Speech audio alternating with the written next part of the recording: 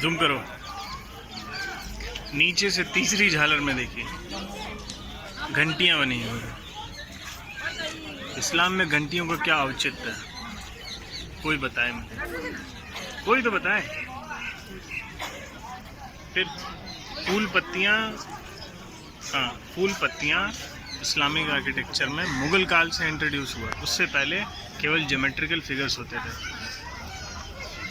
छिपकली कैप्चर करो, छिपकली जहरीली पर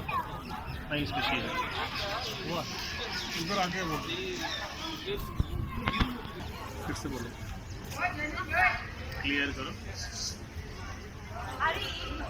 ये सब तोड़ दी गई है यहाँ से।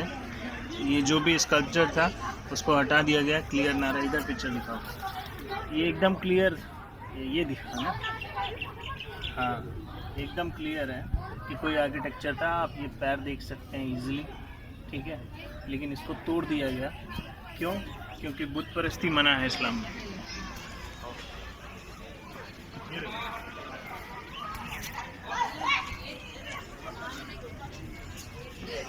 ये देखो यहाँ गणेश की ये मूर्ति, हाँ देखिए, एक इस्लामिक बिल्डिंग में गणेश जी क्या कर रहे हैं, कहाँ से आ गए? यही सब सवाल हैं जो सरकारों ने हमसे छुपा के रखे। पिक्चर एकदम क्लियर होनी चाहिए थी, लेकिन नहीं, भारत की जनता से सच छुपाया गया। सेकुलरिज्म के नाम पे इस देश का बहुत नुकसान हुआ है, उसी में से एक उत्तम उदाहरण है ये। आओ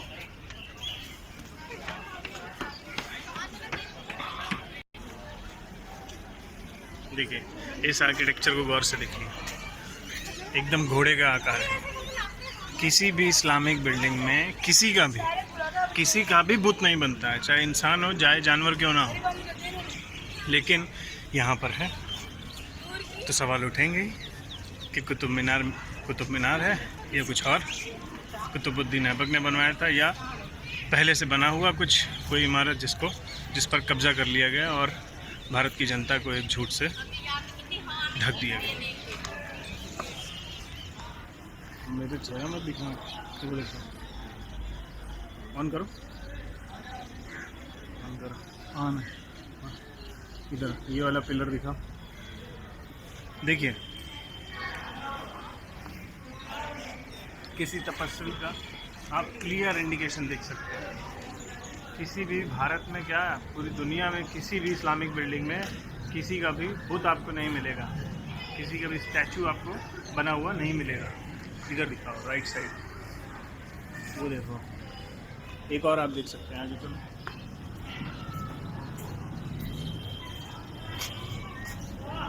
देखने में एक ह्यूमन बॉडी का फिगर लग रहा है जिसके 4 हाथ हैं। अब पता नहीं इस्लाम में 4 हाथ किसके हैं, हाँ बाकी को तो नहीं पता, लेकिन हिंदू धर्म में 4 हाथ वाले कई सारे लोग हैं। खैर आगे बढ़ते हैं।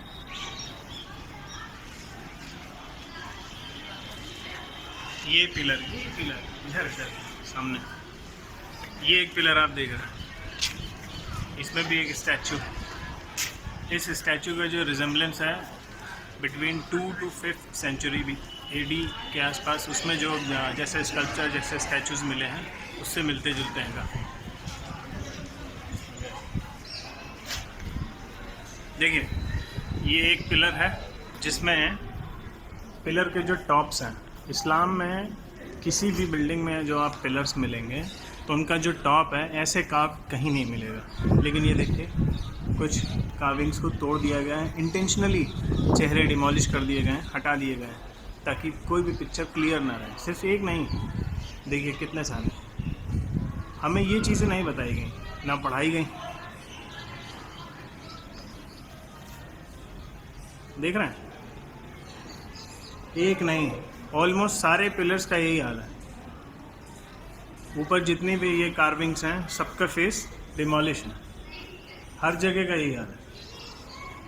और यही नहीं, आप छत देखिए, ये जो छत देख रहे हैं ये बात की बनी हुई है।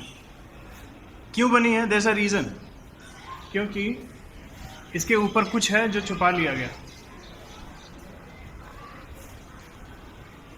इसके ऊपर ये है जो हमसे इस देश की जनता से छुपा लिया गया। दिख रहा है, इसमें जो आर्किटेक्चर दिख रहा है वो एक क्लियर इंडिकेशन है कि ये इस्लामिक बिल्डिंग कभी नहीं थी। जैसा आर्किटेक्चर वहाँ मिल रहा है और जैसी कार्विंग्स दिख रही हैं वो केवल Hindu temples, ancient Indian buildings उन्हीं में थी।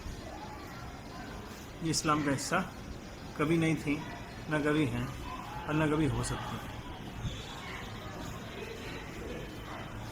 पहले के लोगों ने जो किया सो किया, लेकिन सबसे बड़ा सवाल है आज़ादी के बाद देश की सरकार ने ये चीज़ें जनता के सामने क्यों नहीं रखी।